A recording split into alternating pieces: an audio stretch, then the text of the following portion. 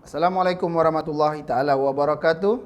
Saya Muhammad Lokman Hakim bin Johar, perunding hartanah yang telah berkecimpung selama 5 tahun di bidang hartanah. Jadi pada hari ini saya akan berkongsi dengan anda semua berkenaan dengan tajuk yang telah kita sedia maklum, iaitu property financing ataupun permohonan pembiayaan hartanah.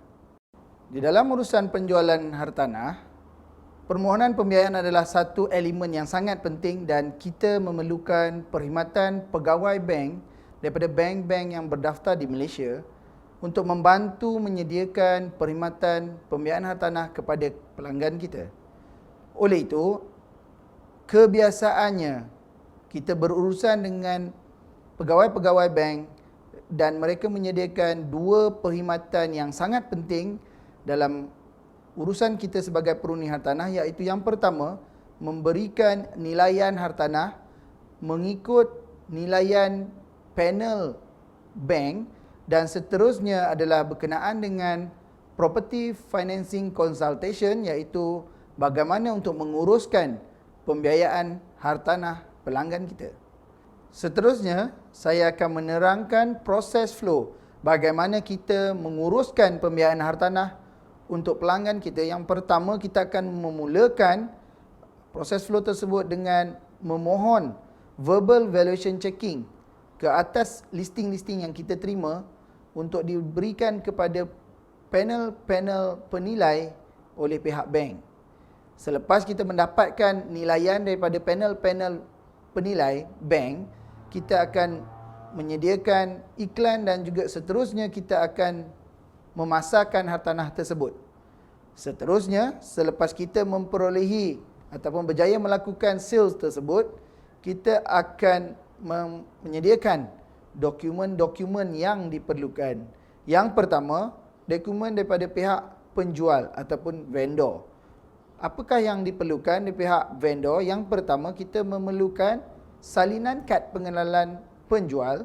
Seterusnya, kita memerlukan perjanjian jual beli hartanah untuk transaksi tersebut yang terdahulu, dan seterusnya kita memerlukan land title ataupun strata title. Dan yang terakhir adalah kita memerlukan letter of offer, iaitu perjanjian membeli untuk transaksi tersebut. Seterusnya, kita juga memerlukan income document daripada pembeli hartanah tersebut yang akan kita bincangkan selepas ini.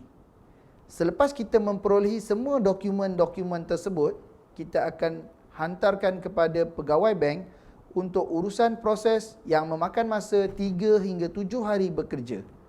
Selepas proses tersebut, pihak bank akan memaklumkan status kepada permohonan tersebut kepada kita dalam masa 3 sehingga 7 hari bekerja. Selepas penyelesaian ataupun keputusan dikeluarkan, sekiranya permohonan diluluskan, kita akan terus kepada proses seterusnya, iaitu menyediakan perjanjian jual beli dan juga permohonan dan juga perjanjian permohonan pembiayaan yang kita panggil loan documentation. Seterusnya, kita akan bincangkan berkenaan dengan normal isu yang berlaku di antara perunding hartanah dan juga pegawai bank. Yang pertama, kebiasaannya adalah berkenaan dengan bank produk. Apakah bank produk yang menjadi isu sebenarnya adalah berkenaan dengan produk yang berlainan di antara satu bank dan bank yang lain, berserta juga dengan profit rate ataupun interest rate yang berbeza di antara satu bank dengan satu bank yang lain. Isu yang seterusnya adalah berkenaan dengan isu loan officer ataupun pegawai bank yang kita sedang berurusan.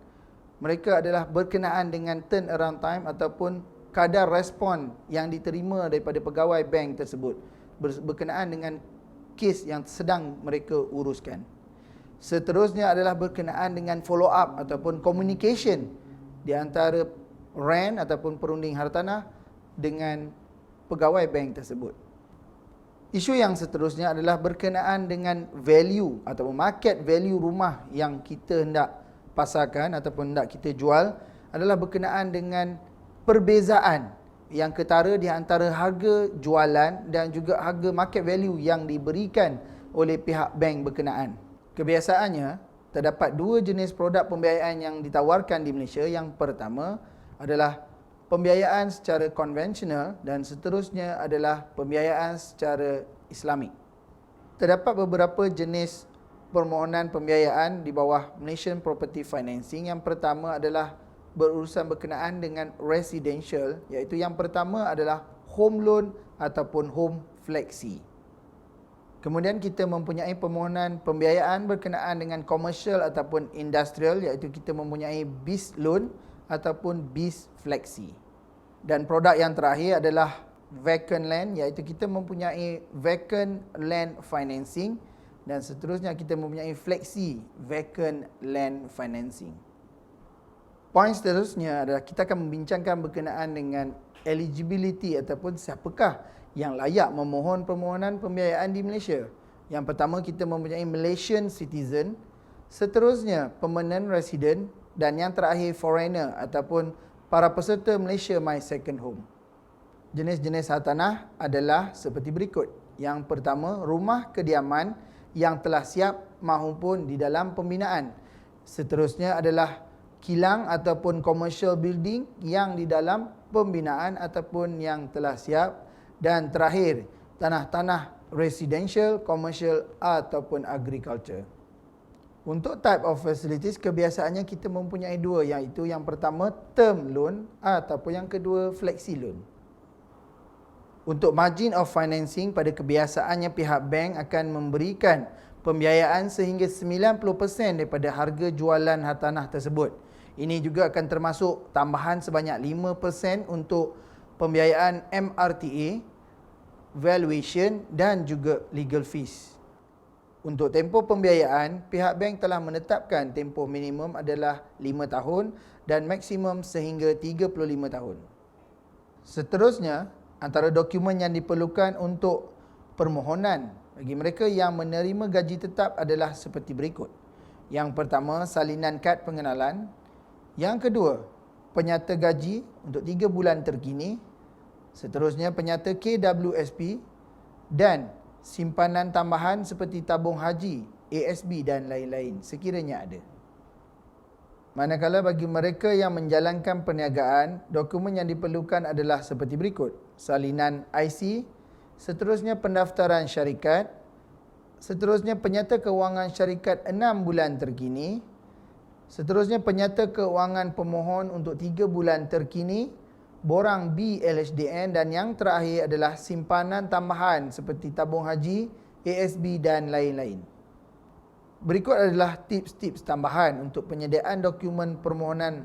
Yang pertama, salinan yang disediakan mestilah terang dan jelas.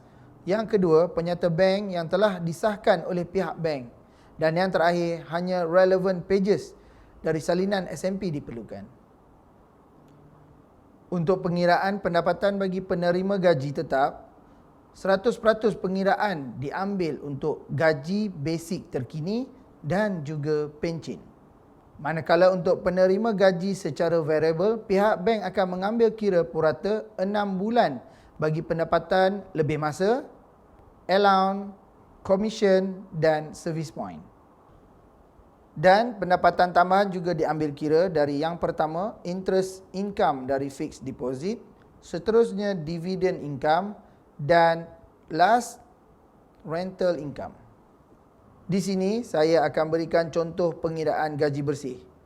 Gaji kasar bermaksud campuran dari gaji basic, allowance dan overtime ditolak dengan simpanan KWSP, cukai pendapatan dan zakat.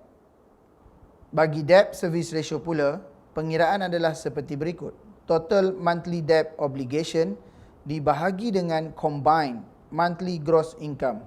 Di antara elemen-elemen yang termasuk di dalam kiraan monthly debt obligation adalah seperti berikut. Yang pertama, housing loan. Kedua, personal loan. Yang ketiga, hire purchase loan. Yang keempat, credit card obligation. Yang kelima, overdraft. Dan yang terakhir, term loan. Berikut adalah antara sebab-sebab biasa permohonan pembiayaan ditolak. Yang pertama, DSR yang tinggi melebihi paras yang dibenarkan oleh pihak bank. Yang kedua, low net income di bawah RM1,000. Dan seterusnya rekod sikris yang kurang memuaskan.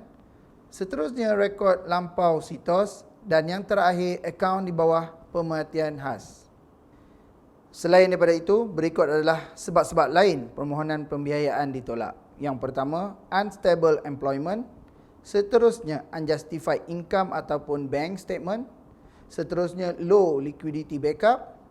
Kemudian, high risk applicant. Seterusnya, low credit scoring.